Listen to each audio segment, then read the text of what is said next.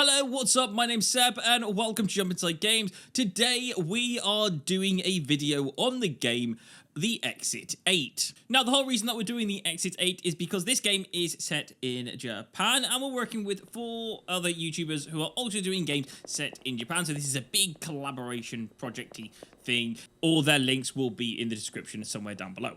And it's all about Japan. So there you go. That's the reason. The reason I'm choosing particularly The Exit 8 is because I like puzzle games, and this is a puzzle game where you have to navigate through a subway, looking through anomalies. This is just all me all over. So this is why we're doing it. And if you get it right, you get to the next level. If you get it wrong, you restart back all the way from level 1. So hopefully that makes sense. All right, so let's take a look at this.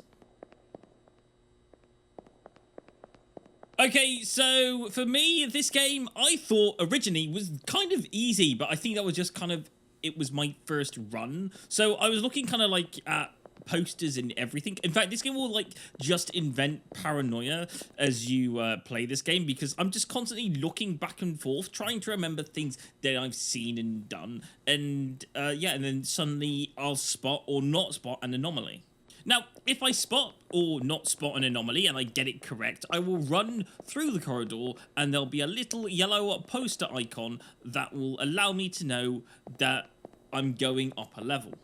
And the game works quite simple for this type of puzzle game. If I see an anomaly, then I will go back the opposite way. There I heard a sound, so I decided, do you know what? I'm now going to go back in the opposite direction, because what I heard was definitely an anomaly. Now, if I don't spot an anomaly and I think it's absolutely completely fine and I see nothing, then I will continue to run forward. I won't run backwards the previous way. I'll run forward to the next corridor and hopefully that number will go up. So I'm going to check now and it says 2. So that means I've gone up a number. I got that area correct. Now, the fun part was when I started to get a bit more paranoia and I was starting to stare at things, starting to try and remember different things, because this is what the game will have you do. It will try and have you look and remember and try and stare at things. And then suddenly something weird will happen on screen and you'll go, wait a second, is that an anomaly? And yes, it was an anomaly. I returned the other direction and I went up another level. Now, this game will have you going a bit paranoid in certain areas. For example, you'll be going across a corridor and you'll be looking for anything that looks out of place. You'll be looking for anything that looks slightly off, something that might be an anomaly. And the issue with this is that because you're looking for something, it's not always there. So sometimes you're looking for nothing and you're questioning yourself if something's a little bit off. And I was like, does this look off? Is this right? Is this a little bit out of place? What's happening here? So yeah, so I was a little bit confused. It got me thinking like, oh, was there always a light there or a light here? Yeah, but the one thing that really got me ticked was when I was doing corridor 6. When I was going through a place and I was looking for anything that looked out of place. And it wasn't so much for this particular corridor to have something that was strange or off or something. It was something that was actually missing from the room. And I had to question myself going, was that always there? And it was a door. And I was like, convincing myself I was thinking, I swear there was always 3 doors here. And I was like looking back and forth going, was there 3 doors here? Was I just thinking that? Or was I making that up to myself? But no, there were definitely 3 doors there and I only saw 2. So there was 1 door missing. So now I'm not just looking for anything that looks out of place. I'm looking for things that might not be there compared to the previous run. So there might be something added. There might be something taken away. There might be something that looks off. And you're constantly looking for these things that may or may not be there. And you're just completely confusing yourself and it will drive you insane.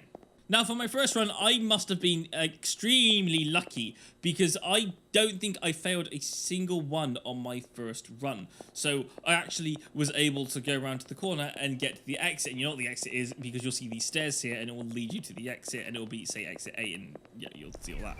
Now, one thing I like about this is after you've done your first run, you'll get this little poster and it'll say how many anomalies that you have not found. That's genius, because now that tells me that there are 33 different anomalies within this game that I can still find.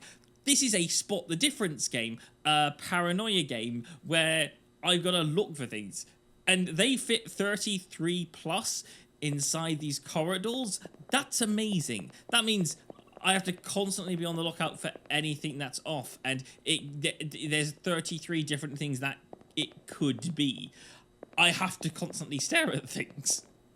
So yeah, on my second run, I thought it was going to be as easy as my first, but it wasn't. I was getting things wrong quite a lot.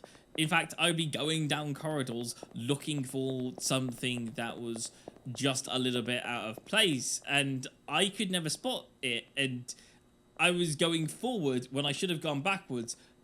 So there's anomalies in these places that I'm not getting, and I'm really confused. So there was a lot of issues in my second run where I'd keep getting things wrong and all that kind of stuff.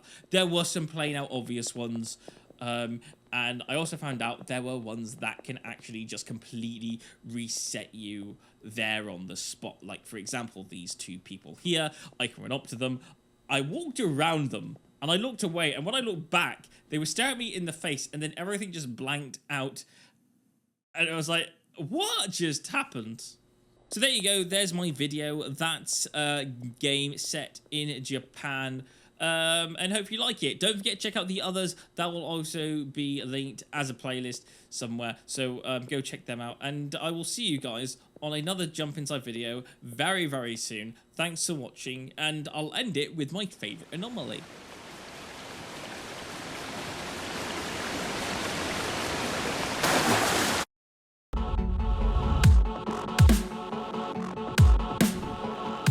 Hey, thank you so much for watching, and I really hope you enjoyed the video. If you did enjoy the video, then please don't forget to give a like and subscribe to the channel. That would be amazing. Thank you so much. Anyway, I will see you guys on another Jump Inside video very soon. Thanks for watching, and goodbye.